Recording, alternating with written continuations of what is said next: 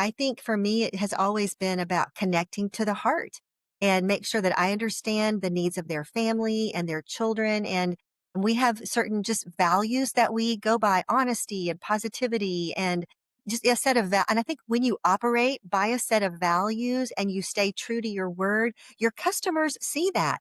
They see how you fill orders and how if someone complains, how do you handle customer service? And are you kind and are you authentic? And all those things play out in normal business operations. And I think those things build brand loyalty and they build community because I've just learned that community naturally builds around brands that we all love, and then we love to share, oh, I love this about this brand. And this is this wonderful product that I got, and this is this incredible customer service that they gave me. And I think those things all build community.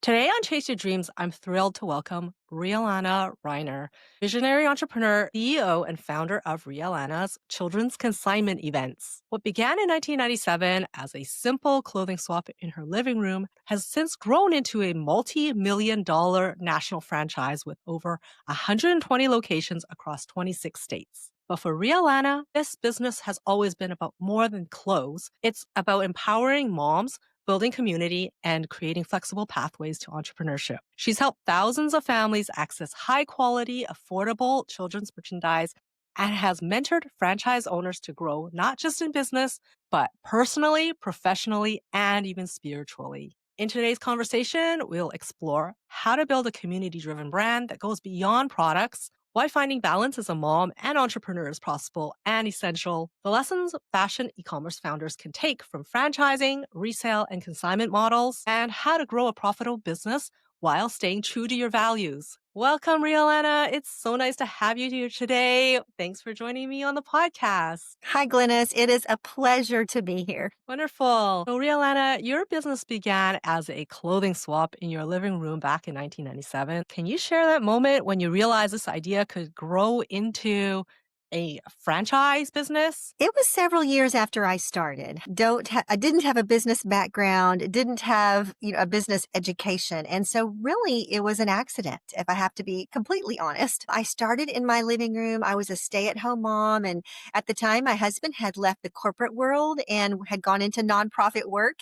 And our money was tight. And I was just looking for a creative solution to be able to buy and sell my own kids' clothes. And I loved shopping secondhand, but I just didn't feel like there was a high quality experience at the time. And so really, I just invited some friends and I moved the furniture out of our living room. We had that very first sale in my living room. And then the second sale, we decided to computerize it. My husband likes to develop, or he developed our software on the side. It was kind of just a little passion project. And that doesn't mean anything now, Glennis, because we all carry around, phones in our hand and their little mini computers. But back in the mid 1990s, that was a big deal. And especially stay at home moms like me did not even have computers in their houses. So from early on, we were able to really use computerization and technology to create this high quality secondhand shopping experience. And you asked about, felt like it could turn into a franchising concept. It really took several years, but it did grow. They're pop-up events, so I only did it twice a year. But each time it would grow and take over another part of the house. And I just realized that there were so many moms like me out there that were also looking to not only sell their children's things for a fair price that they had taken good care of, but then they wanted to be able to buy things at a fair price. So gradually it grew, and I could tell that I was meeting a need. Fashion entrepreneurs often start small and sometimes even out of their homes. I did as well when I had my clothing brand. I started on my kitchen table. So, what lessons from your early days would you pass along to those building e-commerce brands today? Well, I think for one thing, stay true to your heart. What is it that you want to do with your brand? I think I was that mom and I knew who my customer was. For me, I needed to start small. I think this probably applies to other people. I didn't take a lot of investment money from people. We bootstrapped it and we only grew as we could afford to grow. And then I think it's important to just stay in balance, you know? I was also I had small children at home and I wanted to still stay true to my family values while I was trying to build this business. And so it was important for me to be able to align both of those values. I didn't want to give up my family just to go build some brand because I didn't want to get to the end of my life and be by myself, you know? And so I do think it's important to keep our priorities and our values combined so that we can find balance and do both. And so I had read on your about page your story, just how you started this business out of your garage, just out of a need that you saw from families needing to make some extra money, right? Selling their products consignment, they weren't able to get very much money from the consignment stores. And so you thought of a different way, a different model that you created that didn't even exist at this time to be able to solve this problem and this need, which you probably experienced yourself as a mom, right? Yes, I definitely did. You're right. Yeah. And so from the story, like, it sounded like your husband had helped you in the early days and suggesting that maybe use some of the computerized technology. And you're like, well, I don't know if moms really even It's use true. computers. But then you found out that he was right. And it like really then helped you to really launch your business and grow. So is it like by embracing that aspect of it? Can you just tell us a little bit about that story? Absolutely. You're exactly right. When he first suggested it to me, I told him he was crazy. Like, there is no way that moms were going to do that. I absolutely did. Because again, moms didn't have computers in their houses. I didn't even know how to use a computer. So we joke, he definitely was the visionary. And we probably had another joke we like to say is we had the only barcoded garage sale in the world in the 1990s because we were scanning tags and had barcodes and we would be able to give each consigner a report of exactly what she had sold. And yes, it did come from my own experiences of we had consignment stores. I just kind of felt like when I would take things to sell at the consignment store, for one thing, I made a very small percentage of the earnings. I never knew what sold or for how much. And I just felt like if I wanted to create a very authentic experience. And so from that very first time with my husband's software, we would give each consigner, all 11 consigners or 15 at the time, a report so they could see each item that sold and exactly how much. And then we give a very high percentage back. Back then it was 70%. I mean, now we have to give 65%. We lost a fight with the government and had to change our percentage a little bit. But we were able to give a very high percentage. And I loved doing that because I thought moms should get more of their money for their items. And so those were some of the unique things that we were able to do because we were in this event. We weren't having to open a store. And people would say through the years, they would say, Rhea Lana, when are you going to get serious and open a store? And I said, never, never. That was never my goal was to open a store. I really wanted to do just these pop-up events. That way they could gear up and clean out their house in the fall and then in the spring. And so that's what we love doing is just doing it twice a year. And I just felt like that also fit with moms. Moms are so busy and have so many demands. And so, but if they could just do once a year, really focus on cleaning things out and I could then as far as shopping, they could buy everything that their children need for the whole season. And so that's how it started. And yes, technology has always been part of our solution. So I would have an operational challenge at my events, and then we would use technology to kind of solve that problem for us. And it has definitely been a reason that we could continue to grow. I remember when it was small, Glennis, in my home, and I knew I could do it well in my home. I knew I could make it look like a boutique and nice items, and we could do it. But I wondered, could we ever do it at a large scale? And so it's really rewarding for me that we can now offer really large events with, in a space that's like 50,000 square feet, like a large Walmart or a large department store. And it's this beautiful marketplace and things are still run excellent operations. And so it makes my heart happy because we can bring families in and they can have this excellent experience. And so what is the process like when a franchisee first starts to work with you, and how do you get them set up and started? Well, once a person is approved to be a franchisee, they of course pay they have a fee that they pay to us. And then we take them through training of, what it means because it means they get the Rhea Lana's branding. They have our marketing materials. We have an operations manual. And so we do have some extensive training that they go through. They come to our flagship event and train with my team. I still run our flagship event and I love it because it's kind of a laboratory where I can still see our customers and I can test out new things. And I have my team. So they train with our flagship team. And then we also, once they have their first event, we will send someone to help them launch well. And then we just have continued support. Think about franchising as doing business in community. And so we have this wonderful community of women helping women. And we just know that we all rise together and we know we're all building this brand together. I love the idea of franchising. It's been a real blessing to me because you can build these deep friendships, but all around the same brand that we are all building together as we're serving families. Yeah, and that just leads right into my next question on building community-driven brand. You've created not just a business, but a marketplace that fosters community among moms. How did you intentionally build that sense of connection, and what can fashion e-commerce founders learn about creating loyal customer communities online? Well, I think it starts with understanding the heart of your customer. Like, what is in their heart? What are they looking for? What needs are you meeting as the provider of that product? I think for me, it has always been about connecting to the heart and make sure that I understand the needs of their family and their children. And we have certain just values that we go by, honesty and positivity. And I think when you operate by a set of values and you stay true to your word, your customers see that. They see how you fill orders and how, if someone complains, how do you handle customer service? And are you kind and are you authentic? And all those things play out in normal business operations. And I think those things build brand loyalty and they build community because I've just learned that community naturally builds around brands that we all love, and then we love to share, oh, I love this about this brand and this is this wonderful product that I got and this is this incredible customer service that they gave me. And I think those things all build community and loyalty.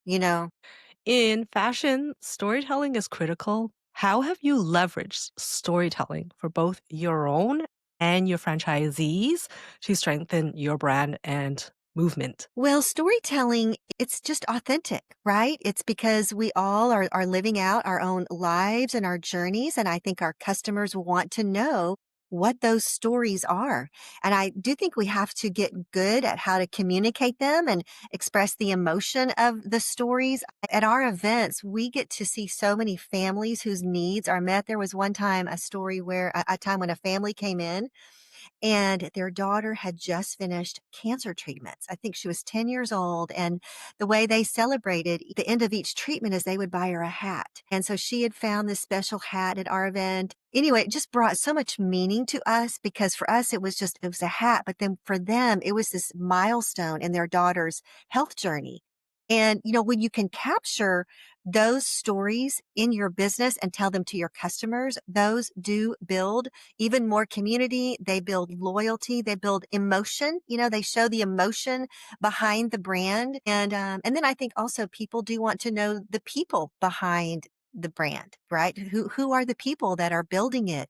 And I think as we can tell those stories of our lives and our challenges, then people want to associate with that and they want to be part of that. It makes the Hmm. it makes the it makes the brand come alive. It's not just a piece of clothing.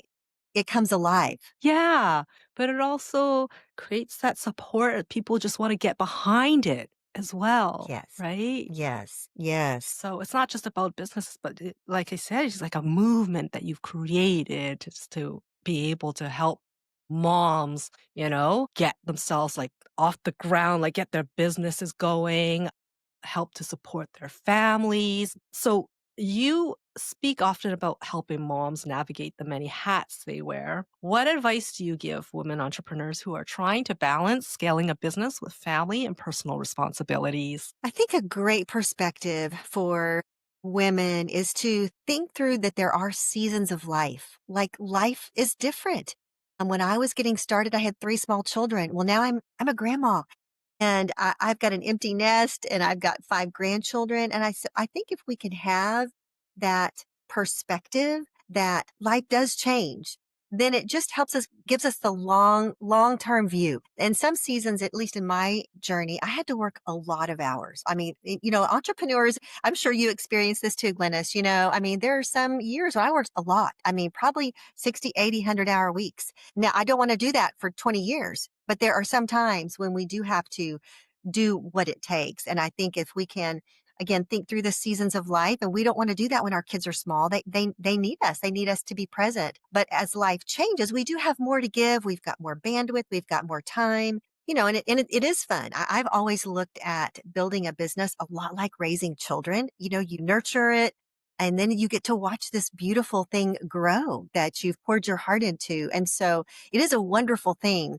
But I do think we have to balance the demands of family and business and think through what season of life am I in? Yeah, and I can 100% relate to that. I'm a mom as well. I have a very energetic little 9-year-old boy. But prior to that, I also had a clothing brand, which I ran for over 10 years. And I called that my first baby because of the blood, Yes. sweat, and tears that I had put into that business and the countless hours. It just felt like it was another child of mine. And now, raising a real person is just a whole other it's a different level of responsibility there as well. So, as a mentor and leader, you've guided franchise owners to grow not just financially, but also personally, professionally, and spiritually. Why is a holistic approach important? And how can e commerce founders apply that to their own teams? Well, we're all multidimensional people. We all have our values. We have our faith and we have our family, we have our work, and all of those things are important. And if we get it out of balance, it's like a wheel that's lopsided. It kind of clunks down the road. But if we can stay balanced, we get to create something beautiful. And I just, all of those things are important. And I love encouraging women, though, as they are on this journey, to be sure that they're always growing personally, because we want to become someone amazing down the road, right? It's one thing to be 20 years old. It's another thing to be 60. And you get this lifetime of experiences to keep growing from and challenges to overcome. And you can build resilience. And part of that is stepping outside of our comfort zone and doing some new things. And overcoming challenges, sometimes when the hard things, I'm sure you had them at building your clothing brand, really, there were some years when one of my challenges, we fought the government. There was a regulation that they tried to say that we weren't applying to it, and we were. Anyway, it was a long fight. It was like a 9-year battle.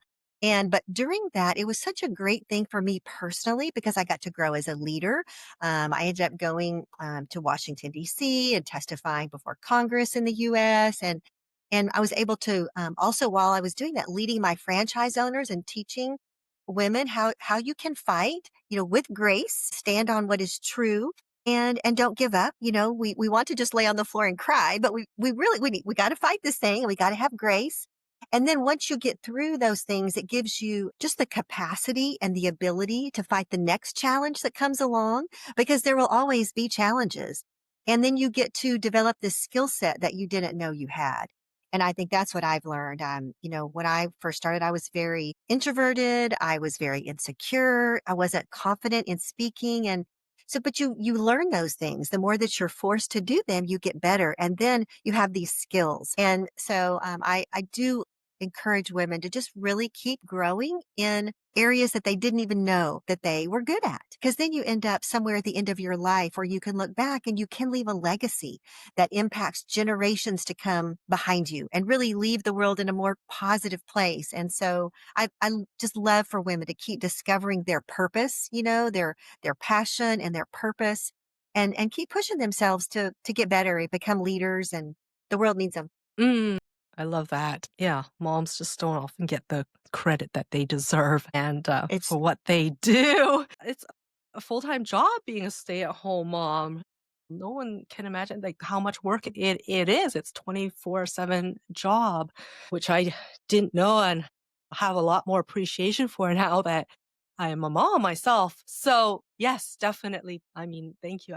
I love what you do and I love how you really empower women and to build that confidence because I don't think women really, don't think that they are strong, right? But mm, they don't realize just how strong they are until like certain challenges that come up, They often find it within themselves, it just comes out and they're probably like even surprised that they were able to get through something as hard or as challenging as it was. You're right. I agree with that so much. I often look back in the years when I had 3 children under 4 years old, and I sometimes think those years were harder than being a CEO of a company. Like, moms are doing really hard things, and they don't realize the skills that they are developing. So you are 100% right, and I think that being a mom, it is 24/7. You're constant doing crisis management and creative problem solving and communication, and moms end up with an incredible skill set that's very Hmm. valuable. Yeah, I often feel like my brain is split in half in mom brain and I have the business brain as well. That I'm just half of it's focused on my son's learning in school and having to prepare him for some, test or dictation coming up, a spelling test. And then I'm like, okay, he has to learn those words. And I'm like, okay, I got to get back to this client, respond back to these 10 emails that I have before the end of the day. It just goes back and forth. Um, Yes. so retail can be tough, whether being consignment, fashion, or e-commerce alike. How have you kept your business profitable and relevant over decades? And what advice do you have for founders trying to build brands with staying power? That is such a great question. I have recently visited with some founders, and it is tough. It just not every business is guaranteed to have lasting power. And so for one thing, I feel really grateful. For one thing, I think it starts with your product. Like, you do have to make sure you have a product that has staying power. If you have a product that has staying power, that's a great place to start. So I always say we're never going out of business because moms are going to keep having kids and kids are going to keep wearing clothes. So I am thankful for that. But then I think you have to have a model that can stand the test of time. And you also have to be able to pivot and change. For us, it was, we went through this battle with the government and ultimately we did lose the battle. We're still very glad we did it. We had to make a pivot and we had to make some changes. And it was a risk, but it worked out for us. So you have to be able to pivot when needed and watch the times and how do you make those changes. And I think too, as a founder, you do have to grow. I remember I had heard of so many founders that held their businesses back, that they were the reason their business didn't grow. And I never wanted to be one of those founders. And I think because I've always been so afraid of that, I may not be the best founder out there, but I'm going to try to be the best version of myself that I could be for my company. And so for me, I think that's why personal growth has always been so important to me. And I've never really had a mentor, but I've read lots and lots of books and I'm always who are the leaders out there that I can grow from? Because part of being successful and staying in business is building teams around you. That's one of your first transitions as a founder, is to go from being the lone person to then having people around you who understand the heart of the business, understand the operations, because if there's only one of you, you're going to bottleneck really fast. And that's part of growth, is being able to duplicate yourself and then build teams. And I think that's one of the things I've enjoyed doing. It's not easy and it's hard. And, you invest in people and sometimes people let you down or they betray you. But then you also find nuggets. Find these diamonds along the way of amazing people who you end up just working so well together. Your strengths and your weaknesses complement each other.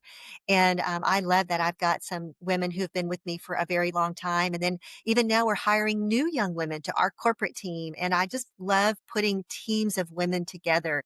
And really, I think that's ultimately the key to long term, is you have to have layers of leadership, of buy-in, and that gives you a chance to stay in business for a long time. And many of our listeners run fashion e-commerce brands and are also thinking about scaling. So, what lessons from franchising could apply to entrepreneurs trying to grow their online stores into bigger businesses? I do love franchising. Franchising gives you a way to grow a brand that you're bringing other business owners in. And so, to be honest, I'm not exactly sure how that relates to e-commerce. So you all can help me figure that out and connect those dots.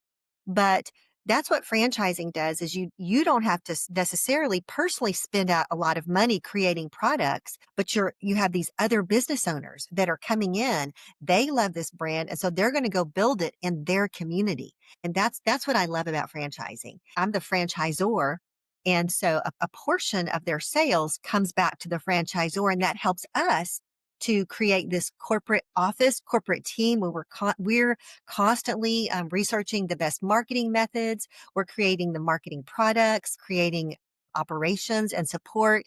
It's been a wonderful way to scale and grow a brand that feels sustainable. It's like having, I don't know, little mini brands out there, but all under this umbrella of building this Rhea Lana's brand. And we all want to serve families in all these markets. And so I think franchising is a wonderful way to scale.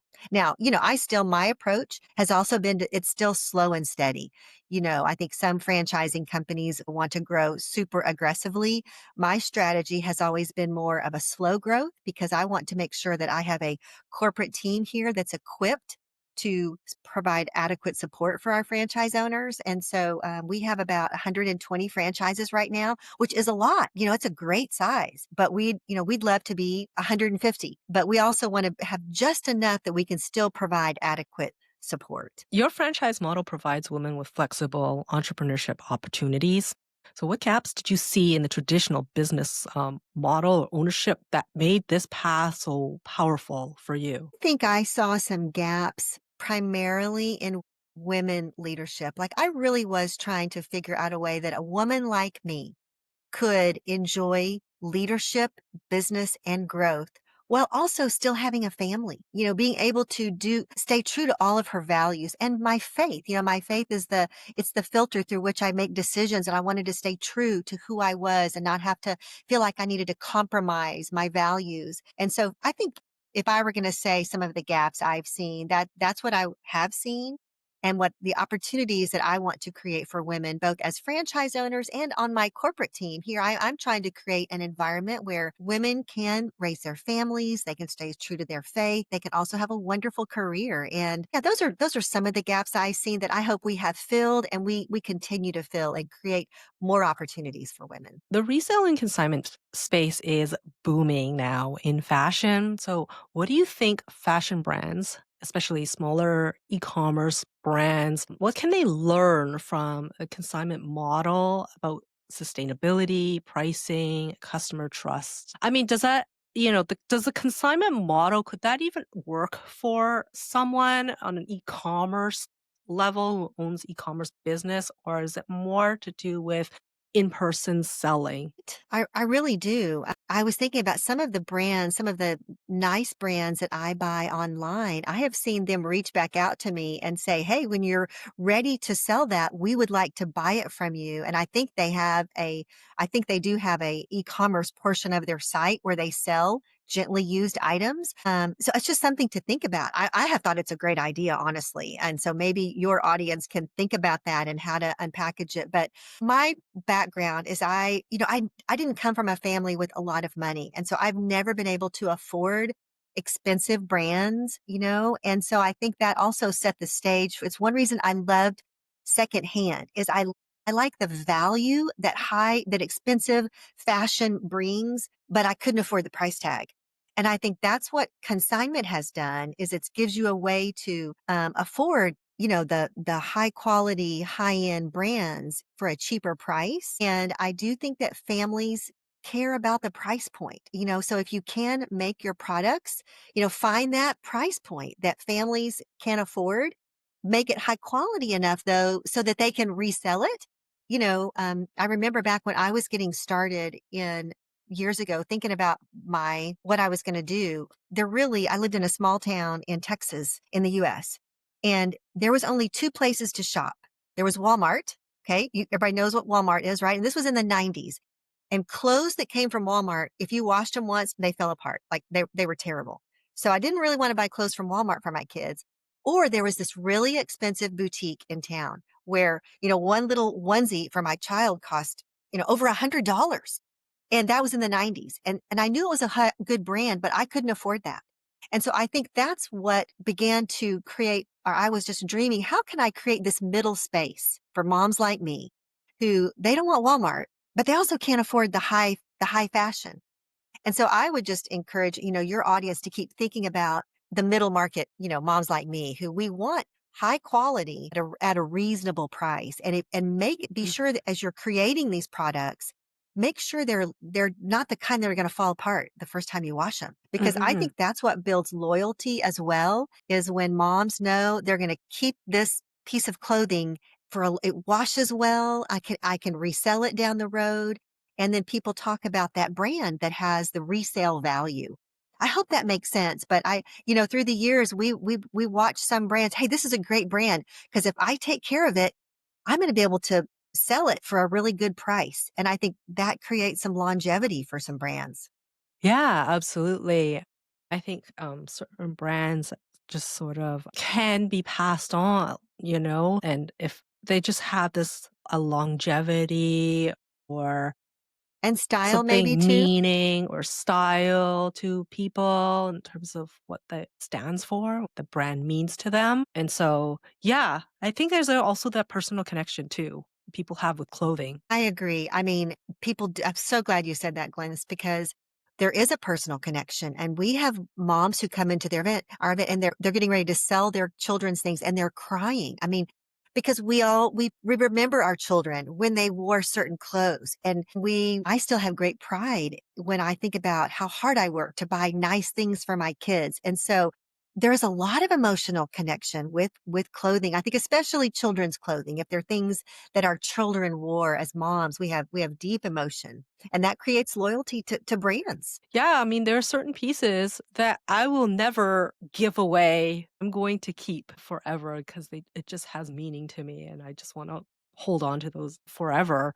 This is a very interesting space. I think it's different because I was just looking up, like online consignment stores or resellers, and there's a lot, bigger brands like Depop, where it's like an online marketplace for resale, but it's more for, I guess, maybe designer clothing, but not so much in the children's wear space. So, I mean, there's perhaps an opportunity there. What's interesting about that is back years ago, I mean, this was honestly probably in the late 90s. I actually had a website and we actually did sell some things online. And I personally didn't love for what we do, we still like in person. And so we might do online. I know there's a need out there. I do a lot of my shopping online, but like you said, it's an interesting thing to be thinking about. And not for everyone, I think. Not for everyone. So, you've built a multi-million dollar brand while staying grounded in your family and values. What has been the most rewarding part of this journey for you? Most rewarding is watching my own children. They were what motivated me to get started, and I wanted them to see. And I'm sure you see this with your son. I have two daughters and a son, and I wanted them to watch their mom work hard.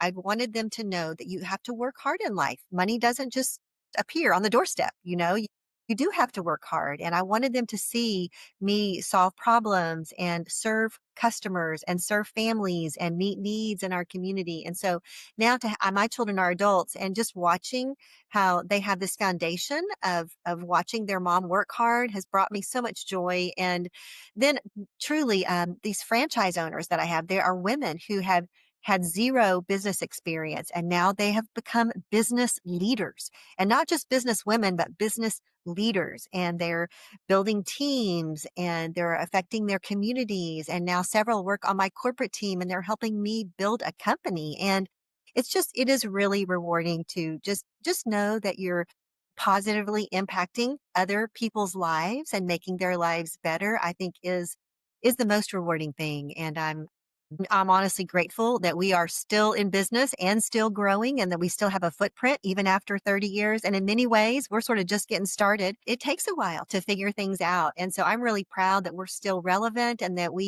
part of our job is to connect with the next generation of new moms out there.